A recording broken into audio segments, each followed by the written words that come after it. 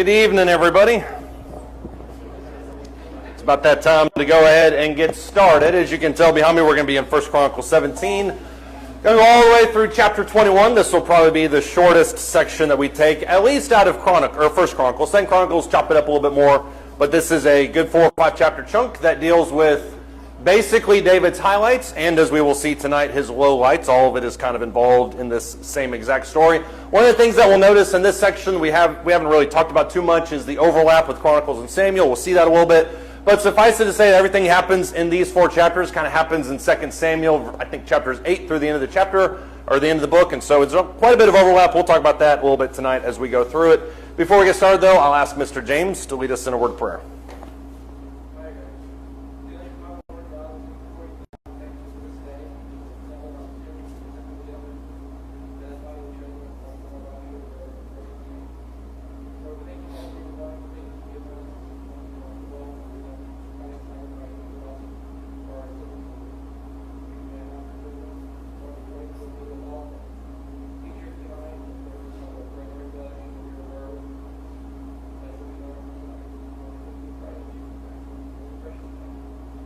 Amen. Thank you. Before we get going on this, let's do just a kind of a briefest of brief recaps. What is happening in Chronicles so far? Don't say census. That's already been done. What's happening in Chronicles so far?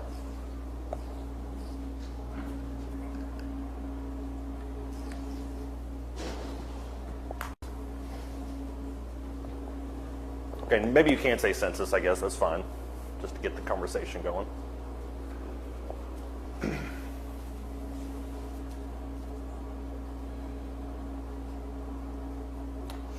I'm fully prepared to read all of 1 Chronicles 1 through 16 again. I don't mind it. I've got other stuff. Go ahead, Paul.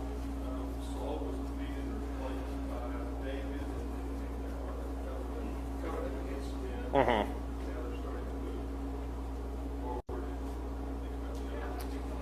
Yeah, that's a good summary of it. Saul, it's always been fascinating to me that Chronicles opens with Saul's death. Obviously, that's just kind of a really pessimistic way to begin the section, but it positions itself as kind of the anti-David. David is obviously everything that Saul is not, and so Saul's death. What was the reason for Saul's death that we talked about last week? There were 2 different reasons. What were the reasons for his death?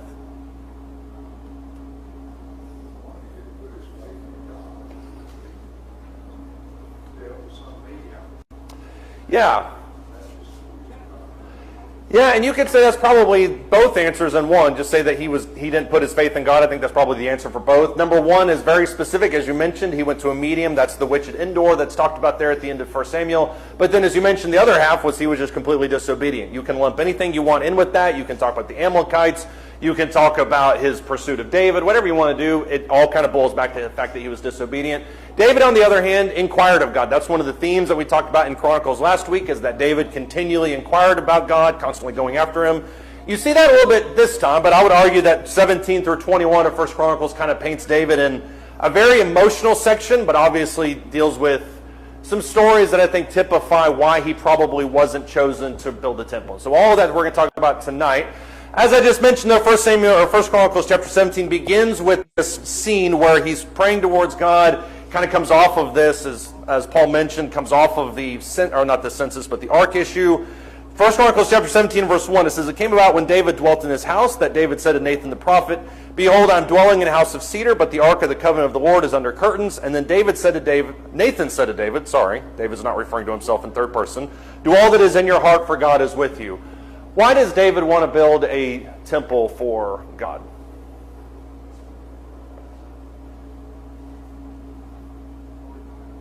The story just kind of opens up with this little bit of info. Yeah. That he was a nice, well-built, well-designed house, yet the house of God was antique. Yeah. David admits that he lives in a pretty well-appointed house, which if you are kind of putting it side by side with Samuel, this happens probably 2 Samuel chapters 4 or 5, so this is kind of where he's obviously built a structure for himself. His house is well built. But as you mentioned, he feels bad about that, wants to build a house for God. God's ark is obviously dwelling in curtains, so there's an issue with that, with reverence. Who thinks, or is this a good idea or a bad idea?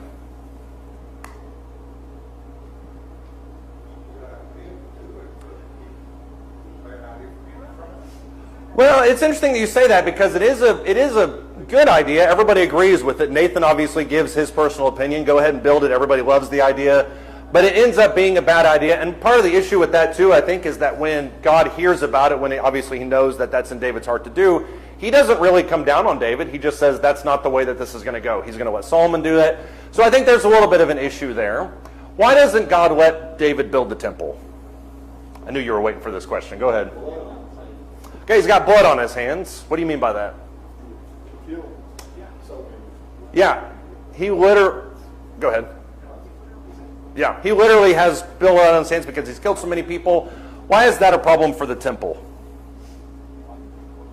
Lots of people have built temples. Lots of people have been God's people and yet been violent. Mm-hmm. Yeah.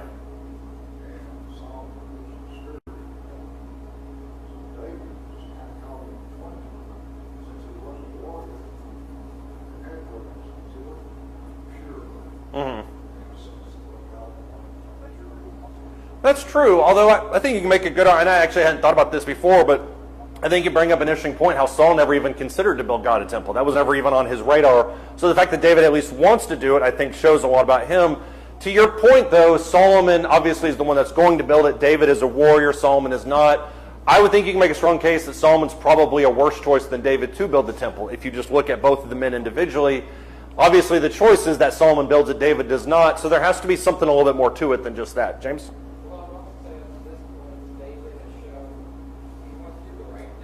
Mm-hmm. Right. Right.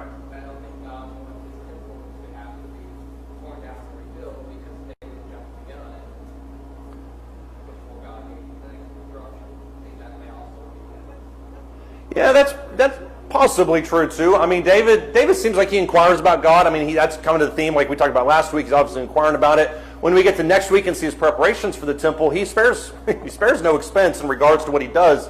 So I don't think that there's an issue with preparation or things like that. But I do get your point that he just kind of jumps the gun. And that does seem to be a problem with David in these narratives. He just kind of acts and doesn't really think. So I do get your point. Why else do you think David was not chosen to be the man to build his temple? Paul?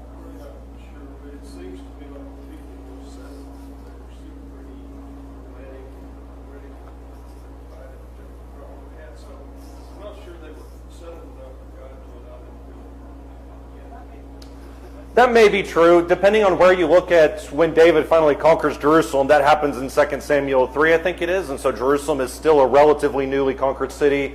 It may very well be that they're just not settled yet. And that's probably why the ark is in curtains. That's why he has so much joy when it comes back. So you're right. Maybe it's just they're too transient at this point, and so there's just no point in that. I think one of the easy answers, and this is, I think, the one everybody overlooked because it is so simple and it's probably been stated kind of in a sideways form. God never really asked him to do that. That's what James mentioned. God never really asked him to do that. Look at 1 Chronicles chapter 17 and verse 3. It came about the same night that the word of the Lord came to Nathan, saying, Go and tell my servant, thus says the Lord, you shall not build a house for me to dwell in, for I have not dwelt in a house since the day that I brought up Israel to this day, but I have gone from tent to tent, from one dwelling to another. In all places where I have walked with all Israel, have I spoken a word with any of my judges of Israel, whom I commanded to shepherd my people, saying, Why have you not built for me a house of cedar? That's interesting, because when you get to Haggai, that's the exact question that they ask. Why am I dwelling in this when obviously the temple is completely torn down? Verse 7, Now therefore thus shall you say to my servant David, Thus says the Lord of hosts, I took you from the pasture from following the sheep to be leader over my people Israel. I've been with you wherever you've gone. I've cut off all your enemies from before you, and I will make you a name like all the name of the great ones who are on the earth. I will appoint a place for my people Israel, and will plant them so that they may dwell in their own place, and will not be moved again. And the wicked will not waste them any more as formerly, even from the day that I commanded judges to be over all my people Israel, and I will subdue all your enemies. What is God's response to David's desire to build the temple? That's very curious.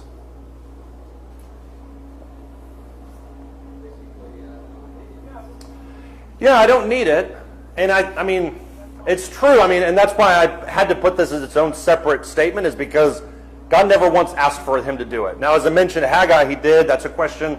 But this, I think, has even more importance when you look at something like Acts, when people are being torn down or being accused of defaming the temple. God shows a reverence for the temple when he wants to, but otherwise he realizes that it's just a building, and he didn't ask him to do it, so why are you going through all this expense? Why is this such a big deal? Gary? Well, just, he tells David, first of all, like you said, I never asked you to do it. It's almost like he was being a little presumptuous, like James said, because he gets down to the later verses, I will appoint a time. Yeah. When it's right for me, and the place is right, I will let you know. Right. Take my role from it. Yeah. I'll deal with that when it's time. Make sure that you'll understand exactly when the time is. Which, by the way, and I obviously God didn't put these chapter divisions in here. I think it's very interesting by the time we get to the end of chapter 21, which deals with the census, that location of the threshing floor of Araunah the Jebusite is the location of the temple. So it's almost as if he's saying, I'm not going to let you find it now. This isn't where I want it. But David is going to kind of secondarily choose the spot for the temple, which I think is an interesting bookend to this. Go ahead. I have a question regarding this whole chain of events. It implies to me, or I infer from it, that the tabernacle worship was gone dormant. That they didn't utilize the ark and the Holy of Holies. Right. The tabernacle was not erected. I don't know. Is that again? I do think there's a sense in which that's true. Of course, in the Old Testament, you have the tabernacle, you have the tent of meeting. Both of those were in existence. So I would imagine, obviously not at the same time, tent of meeting came before the tabernacle. I would think they probably relegated to more of a tent of meeting kind of thing, especially because when you look at 2 Kings 3 before the temple was built, Solomon is seen going to several different high places. And so it's almost as if they built altars that were impromptu. I think that's the predecessor for something like synagogues. You've got a local area, they kind of formed it around it. But you're right, I mean, the Ark of the Covenant, if it's in some dude's living room next to the TV, obviously they're not going in to go look at that. So it does present some issues, and of course it's not the only thing they wouldn't do. Sabbath, Passover, all those things would fall by the wayside too. So it just kind of speaks to the fact that God almost is put on the back burner. That's what makes David's request so understandable, and yet it's not the right time for it, which is jarring. Did that answer your question? Okay, I'll take a no, that's fine. I'm used to that, yeah. What else did God say in response to David? David says, I want to build a temple. What does God say back? He doesn't just say no, and this is why I think this is interesting. What I get from it is he says that things aren't ready yet. The people aren't properly set up. Once the enemies aren't driven out Right. as far as he wants them to been set it up. So like saying you haven't, my plan isn't done yet. You haven't fully prepared the land where the people permanently settled quite yet. Yeah, and you're right about that. I mean, when you look at, for instance, chapter 18 is nothing but war after war after war. And so there is a sense in which you have to, and we'll look at a map here in just a second, but there is a sense in which, as Paul mentioned, it's just transitory. There's not really a permanence there. But you've got so many enemies coming in, why would you build something that somebody else could just annihilate? So I do think that factors into it as well. Nathan? After that, I think he gets into telling David, this is what I did for you. Yeah. I took you out of the pasture and my beasts. Right. I'm going to build you a house. Right. That that's what he do after you're gone. Right.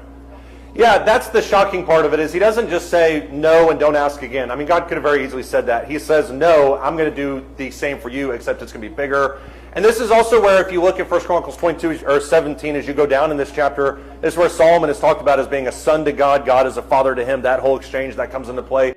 So he establishes David's house, and that's really what you see past this. If you look down in the end of chapter 17, which we'll discuss here in a second, all of this kind of goes towards David's gratitude. And the prayer that he utters in 1 Chronicles 17 is really evocative. He's very profuse in his thankfulness. He's very grateful towards God. So that's, I think, kind of the relationship. That all factors in, by the way, to the sin with Bathsheba. If you remember when David sins with Bathsheba, kills Uriah, Nathan comes to him speaking for God and says, I gave you all of this, and if it were not enough, I would have given you more. So that kind of all colors that scene as well. The other reason why God didn't let David build the temple, John brought this up a second ago, is because David is a man of violence. Look at 1 Chronicles 22. 1 Chronicles 22, starting in verse 6.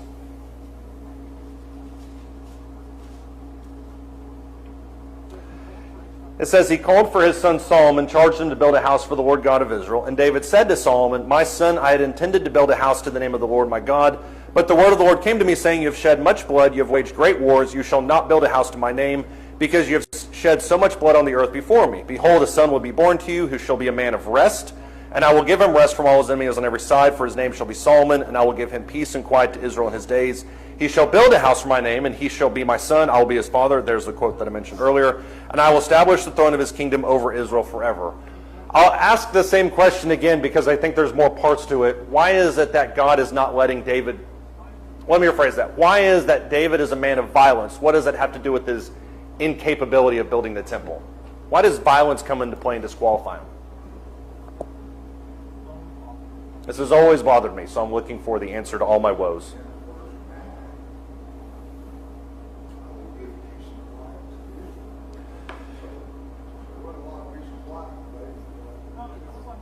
No, there's not a lot of peace and quiet when he's out killing people. And so I do think on a fundamental level, there's just the simple idea of bloodshed. I mean, it comes down to when you look at the Old Testament, God places a premium on human life. David has taken quite a bit of it. So the idea that that same person would then also build a temple seems kind of contradictory. How can you do that? The other aspect I think has to do with Solomon. Go ahead, Ken. What was David's claim to fame? What did he start? Are you talking about Goliath? Yes. Yeah. And that's how he started. Now, was it necessary? Mm-hmm. Yes, it was necessary. But that's still. So each one of the person that started like that, the warrior is basically his whole right. Mm-hmm. To have his name on the temple. And right or wrong, the builder of the temple has got his name on it. Yeah, but it's not uncommon. I mean, if you're an ancient dictator, an ancient warrior, ruler, it's not uncommon for you to build a temple in honor of the people who helped you with that. And I'm not saying David is a pagan. That's not at all what I'm talking about. But I don't know if that connotation is always just one-to-one that we would sometimes think about. But obviously it is, because God's making that connection. You think, though, David talking about Goliath, it wasn't just the fact that he killed Goliath. But you remember talking about bloodshed. Mm-hmm. When he killed Goliath, he cut his head off and then carried it around. Yeah. I mean, it just didn't seem to faze him. Yeah. I mean, I don't know if he carried it around like a pumpkin. I don't know why that came into my mind. Where But it says he took it, but he just carried his head somewhere. I don't Yeah. know where it was. And see, you hit on something that I think we don't oftentimes talk about because we don't want to get into the nitty-gritty about David like that, which is, yes, David is a man of violence. Yes, he killed many people, but the way in which he killed people, I think, also needs to be studied. And I want to talk about that tonight too, because that's in this section. It's not just that David won a lot of victories. It's that he almost seems to be bloodthirsty. And you can see in his reaction with Bathsheba, the fact that he uses Joab to kill Uriah the Hittite. I mean, this is a man that doesn't really have a problem with violence if it serves his own purposes. And I think that's probably the main differentiator here. At the same time, I think Solomon's there as well. Solomon is described in verse 9 as being a man of peace, a man of rest. Solomon fights virtually no wars during the entirety of his 40 or 50-year reign, with the exception of the ones he fights himself when he goes out after Rehoboam. And so there's a marked difference between those two men, and I think that's what's most important. If you look back at 1 Chronicles chapter 17, this is where he kind of has his emotional moment. God tells him in verse 10 that I'm going to build a house for you, and David has two responses to this, and I think both of them are interesting. Number one, he says in verse 16, he says, "Who am I, O Lord God, and what is my house that you have brought me thus far?" Why is David saying this? By the way, he refers to himself in the third person in this section, so he can do it. Anybody can. Gail? Okay. Took me a while to think about this. But David he had a role to play because he brought in the story of the Lord, Right. which were the storehouse that was used to build the temple. So Solomon didn't necessarily have to do all of that. Right. So he was able to keep himself a man of peace. Right. Without having to worry about where he was coming from because they were here now. Yeah. And David and Solomon, go ahead. So they had necessary roles. Yeah. And they didn't necessarily overlap, but Mhm. I don't think one could have done it. That's true, and I think there's been more than one person. I think this is a very kind of fitting parallel with what you're talking about. There's an interesting parallel with David and Solomon that you see with Moses and Joshua. Moses is allowed to view into the promised land, but not allowed to go in there. David is allowed to view the temple, but not allowed to actually build it. And so I think you see that parallel there. But Solomon, to his own credit, is able to bring in quite a bit. His wisdom attracts things, and the Queen of Sheba by herself brings in a large retinue of gold and things like that. So you're right in that David amasses that wealth through pillage, but Solomon kind of helps with in his own sense. But you're right. I mean, all Solomon had to do was not mess it up, and he didn't, and then he did. Go ahead, James.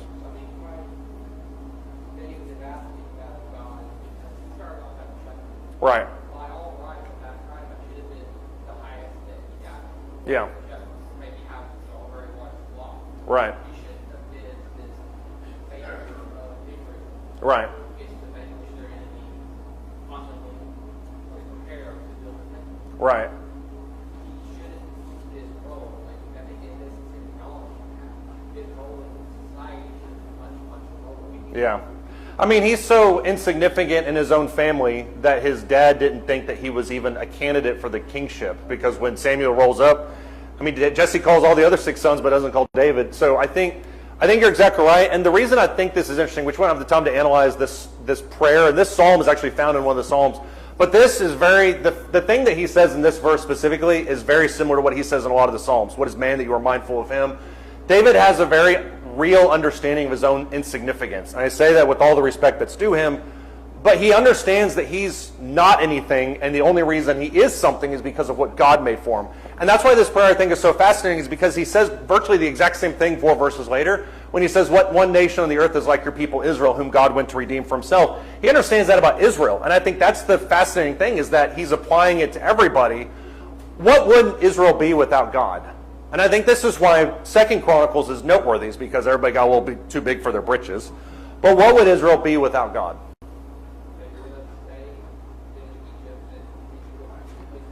Right. They would have stayed in Egypt, but their end of that sentence would be they'd probably end up being nothing. They'd probably be assimilated into society and forgotten about. And so David understands that better than anybody else.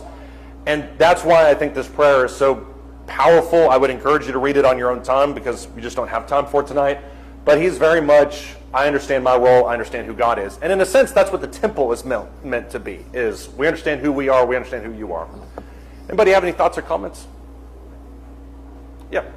Also consider that the time you spent in Egypt as servants, basically slaves, that they become so Egyptianized. Yeah. That we see throughout the book of Exodus how much they still stuck to the gods of Egypt. Right. The ways of Egypt. Like they had their heart. We didn't have their heart. Stuck in Egypt. Wanted to go back. Yeah, it really is interesting. I mean, and you brought up the Exodus, the people that left, and they were still very much Egyptianized. You can make a similar argument about a lot of the patriarchs in Genesis. I mean, when Jacob leaves with Rachel and Leah, they're bringing their household gods with them. And so there's never really a clear distinction in terms of a group that this is God and he is our God. And that's, I think, one of the unique aspects about this, is that he has 100% ownership of them. But it's not a jump that any of them have really made yet. So, yeah, I mean, they're still very much kind of assimilated. Does anybody else have any thoughts on that? The other thing that we mentioned is that David is a man of war. We won't read all of 1 Chronicles 18, but if you just glance through it, you can look at it pretty briefly. Verse 1, it came out about after this that David defeated the Philistines, subdued them, and took Gath and its towns from the hand of the Philistines. That's noteworthy for what he says in chapter 20. The Arameans of verse 5 of Damascus, they came to help. They get killed, 22,000 of them. Verse 9, 2, king of Hamath heard that David defeated all of the army of Hadadezer, king of Zohath. They want some, so David kills all them. This entire chapter is essentially one big destruction chapter where he annihilates everybody around him. And what's cool about this is if you look at the kingdom of Israel before David took the throne, Saul is kind of piecemealing the nation together. He has entities, he has areas, but he doesn't have one contiguous area. David's able to do all of this. And so I think that's, to Paul's point, if you're going to build a temple, you need to make sure that it's protected. It's not protected when David's king. It won't be protected until near the end of his reign, when he's conquered everything around them, which is also interesting because when Solomon has talked about having rest in all his days, it's David that did it for him. And so David was the one that gave him all of this peace and harmony in the world. Look at 1 Chronicles chapter 19. This is basically an exploded version of the little minute stories that happen in chapter 18. 1 Chronicles chapter 19, starting in verse 1. It came about after this that Nahash, the king of the sons of Ammon, died. His son became king in his place. It's interesting, by the way, David is friends with the king of Ammonites. They usually hate each other. David said, I will show kindness to Hanun, the son of Nahash, because his father showed kindness to me. That's an unlikely alliance. David sent messengers to console him concerning his father. David's servants came into the land of the sons of Ammon to Hanun to console him. But the princes of the sons of Ammon said to Hanun, do you think that David is honoring your father, and that he has sent comforters to you? Have not his servants come to you to search and to overthrow and to spy out the land? So Hanun, took David's servants, shaved them, cut off their garments in the middle as far as their hips, and sent them away. Then certain persons went and told David about the men, and he sent to meet them, for the men were greatly humiliated. And the king said, stay at Jericho until your beards grow, and then return. What happens to David in these verses?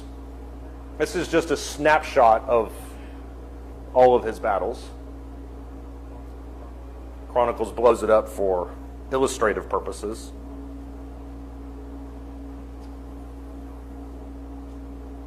What happens to David in those 5 verses?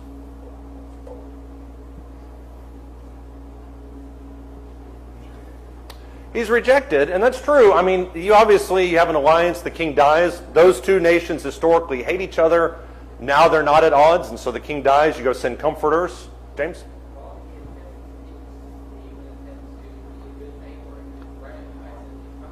Right. Right. Right. Which is not a bad thing to do. I mean, if you remember back to Joshua, you subdue all the nations inside Canaan, but the ones around you are allowed to exist as long as they become servants. So it seems like on some level the Ammonites had become that. That's why David doesn't attack them outright. But you're right. I mean, it seems like obviously there's some friendship there. David ultimately is insulted. And the shaving hair aspect, that's obviously a very shameful thing for a Jewish person. If you look at Joseph, whenever he becomes fully Egyptianized in Genesis, he shaves off his beard. That's when he goes to meet Pharaoh for the first time. Stripping your hair is essentially like stripping your identity. David then reacts, and this is where you see verses 6 down through verse 15. David basically takes his entire army. Joab in verse 10 splits the army, faces one against the other because they find out they're surrounded. And then lo and behold, the message of this entire section is that God has helped them. If you look at verse 16, it says, when the Arameans saw that they had been defeated by Israel, they sent messengers, brought out the Arameans who were beyond the river, whom Shophak, the commander of the army of Hadadezer, leading them. When it was told David, he gathered all Israel together. He crossed the Jordan, he came upon them and drew up in formation against them. When David drew up in battle array against the Arameans, they fought against them. The Arameans fled before Israel. David killed of the Arameans 7,000 charioteers, 40,000 foot soldiers, and put to death Shophak, the commander of the army. And then verse 19 and 20, in my opinion, or 19 is probably the most impactful. When the servants of Hadadezer saw that they were defeated by Israel, they made peace with David and served him. Thus the Arameans were not willing to help the sons of Ammon anymore.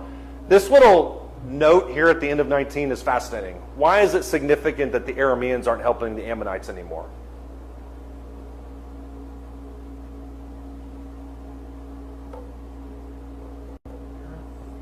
Aram is Syria, so you're talking about the northeast section.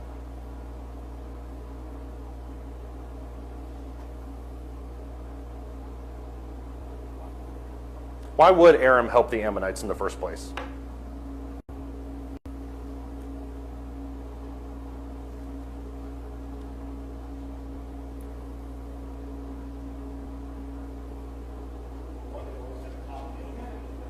Yeah, they always had a common enemy in Israel. I mean, you think about these people still existing at the time of David. The time of Joshua was 300-400 years in the past. I mean, so have they been friends? No. But have they been enemies? Probably not. So they're kind of in this tension standoff, if you will. But they do have that common enemy, Israel. They both hate them. Why would they not help them anymore? Why would you break your alliance if you're the Arameans?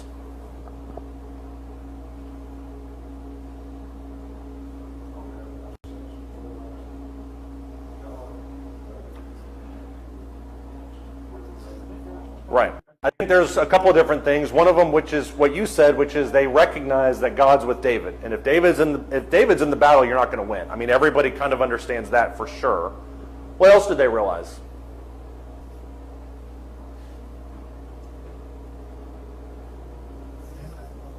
The Ammonites, by the way, are that little green nugget there inside that red, that little sliver off to the side. Why would you not help them? What's that? It ain't worth it, but you realize that it's probably a losing battle. I mean, if you go in and fight those guys when David's kingdom is existing around that, there's really no reason for you to go fight because it's a losing battle before it even begins. And so this verse kind of signals that there's a geopolitical shift. The Ammonites, these bordering nations, they're not really the major power anymore. Israel is the one that's in power. And so that's kind of why this is noteworthy, and all kind of funnels back to the idea that God's in control. If you stop at the end of chapter 19, what is your opinion about David so far? Curtis, go ahead. Yeah, he's a great hero. I mean, up until this point, it's the annals of how awesome David is. He's unstoppable. There's no way that anything can go against him. Then you hit chapter 20, and it's not an abrupt shift, but I do think it's notable. Look in 1 Chronicles chapter 20, verse 1. It happened in the spring at the time when the kings go out to battle that Joab led out the army and ravaged the land of the sons of Ammon and came and besieged Rabbah. David stayed at Jerusalem. Joab struck Rabbah and overthrew it. David took the crown of their king from his head, and he found it to weigh a talent of gold, which is really, really heavy.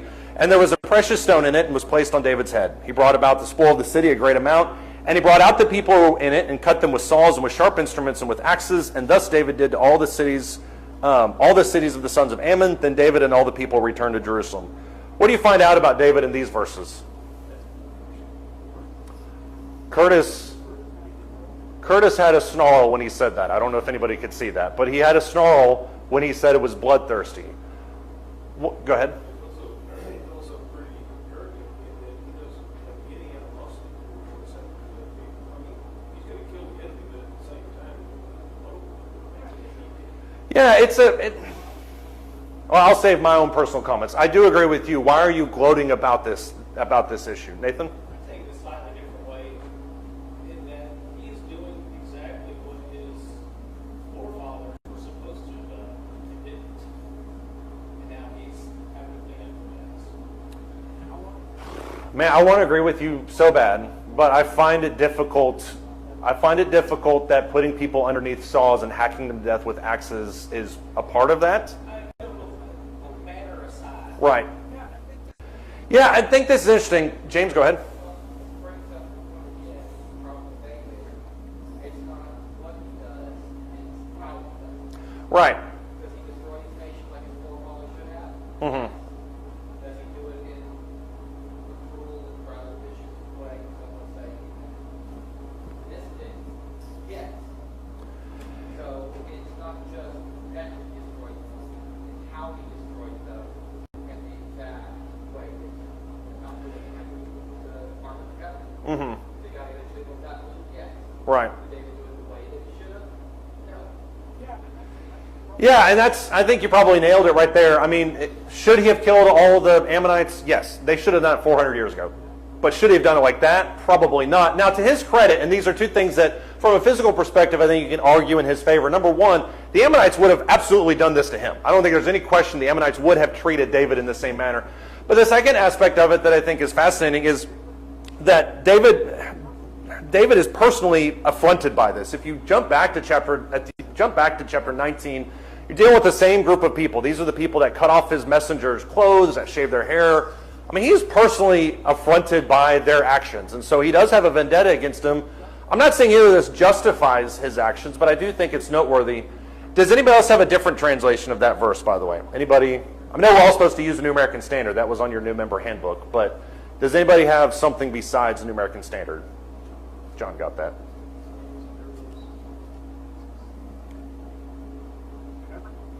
If everybody's using New American Standard, this is the greatest day of my life. I just thought I'd ask. Verse, Verse 3, 1 Chronicles 20. King James, Okay. verse 3 says,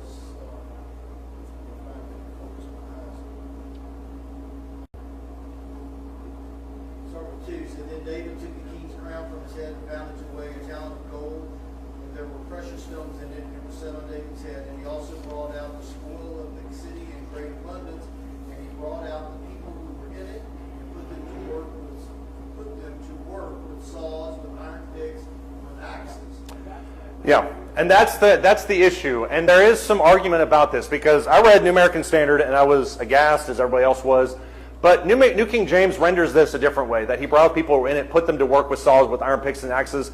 I will be honest with you, and I'm not just saying this because I love the New American Standard. The text seems to indicate, the New American Standard version, that there's torture involved. There is a debate in this. Regardless, if you're looking at New King James, probably gloss right over it because it seems like he's just subjecting them to slavery, which is exactly what they should have done in Judges and Joshua, put them as servants to themselves. Regardless, and I don't know if this is just me, all of this seems very out of character. So I'll ask again, why is it that David is treating them like this?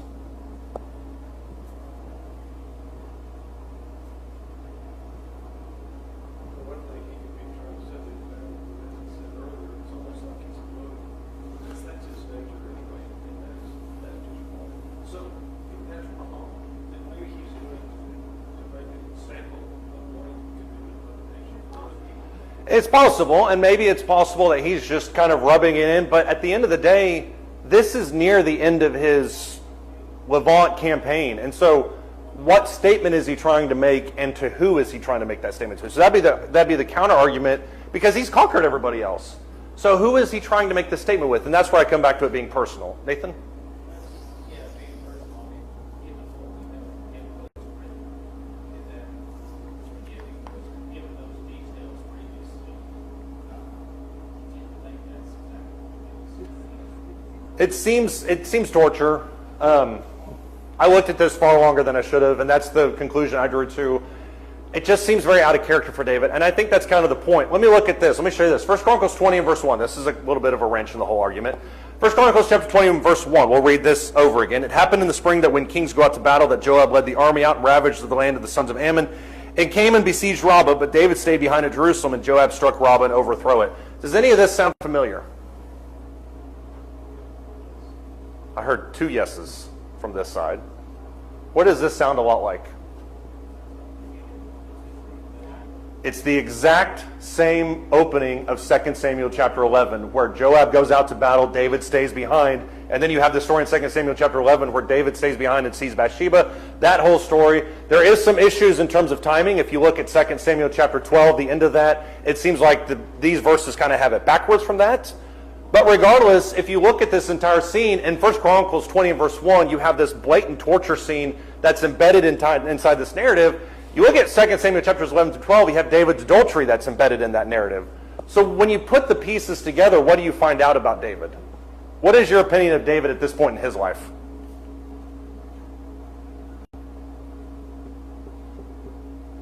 I guess you could easily say he's just a human that is not exactly what an actor. He's almost like Two-Face. He's got a double personality. Right. He's two-faced in that he has a double personality, but I definitely think that's true. What other opinion do you have about David at this point? I think he's far from God at this point, and that, I think, is where the Chronicles narrative is trying to lead, because the next chapters we'll talk about here in just a second brings up David's issues with the census, which also goes back to his arrogance. If David is so arrogant that he stays behind at Jerusalem and sends Joab to do his dirty work, why would he go get his hands dirty? I'll just swoop in at the last second, take the crown and put it on my head. And I will say again, if you read 2 Samuel 12 up alongside this, it does seem like maybe the ending happens before this. Nathan rebukes him before the end of this event. Regardless, they're happening very much in close sync with each other, and I don't think you can separate the two necessarily. I think him wearing the crown, unless I'm wrong, is more significant for giving credit for him. He's literally taking this pagan thing and putting it on his crown as if that's better than King God. You're probably right. I think there's probably 50-50 argument. I think you can make the argument that, yes, he's just doing what everybody does. You take the crown upon yourself. That being said, Chronicles has been very clear on at least 3 occasions up to this point that other people crowned David. So taking this upon himself seems to be out of character also. Well, also David being a man of God is different than, the Lord's honor. Right. Supposed to be above them. Right. And sort of like God. Exactly. Compared to Right. If you back up to chapter 17, it's not him attaining honor for himself, it's God giving him that honor. That's the theme of those sections. It seems to me like he's a really good, godly man, but he's always on the edge of falling off. Right. Wrong side of the wrong side of action. He's just real tenuous.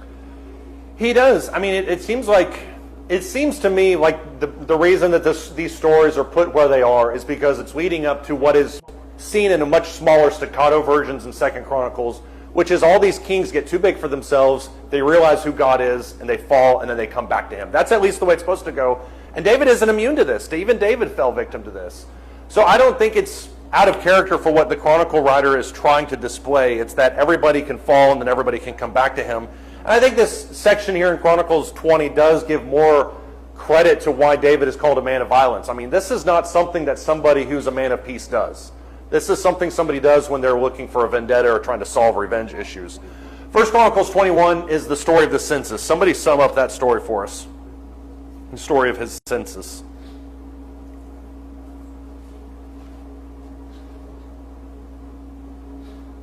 Chronicles has a much more beautiful and deadly version of this story than Samuel does.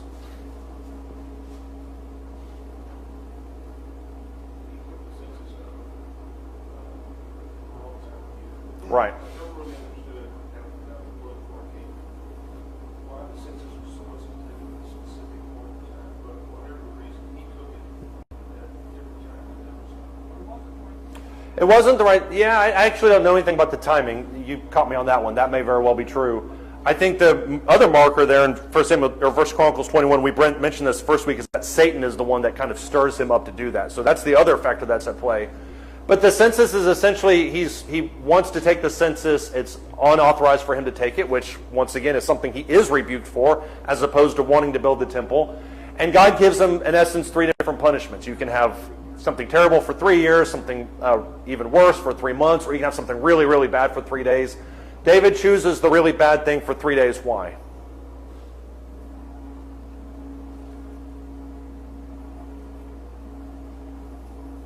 Yeah. Exactly. As he says himself, it's much better to fall in the hands of God because his mercies are great. And as the story shows, that mercy is there. It is eventually lifted after a certain point.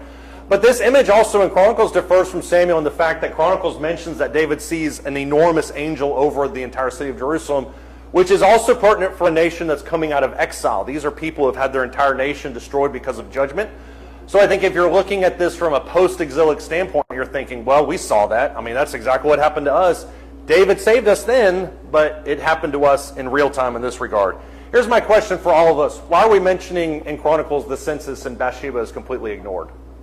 Why talk about this? Because the census is mentioned in both Samuel and Chronicles, but Bathsheba is only mentioned in Samuel. Go ahead. Punishment was nationwide. Right. This is Yeah, the punishment was nationwide as opposed to the one in Samuel was just kind of him and his house. I do agree with that. James? Chronicles is Chronicles of the nation of Israel, and this things that affect the entire nation. But this is where it would be Right. recorded in, as opposed to what happened to just the king. Right. Which he did consequence for the nation. Right. This Yeah, I mean, you could point to Absalom and say, well, that affected the nation, and it did. Absalom is conveniently ignored in this section too, but you're right. I think on a broad sense, one affects the nation, the other one doesn't. Why else do you think he mentions the census and not Bathsheba?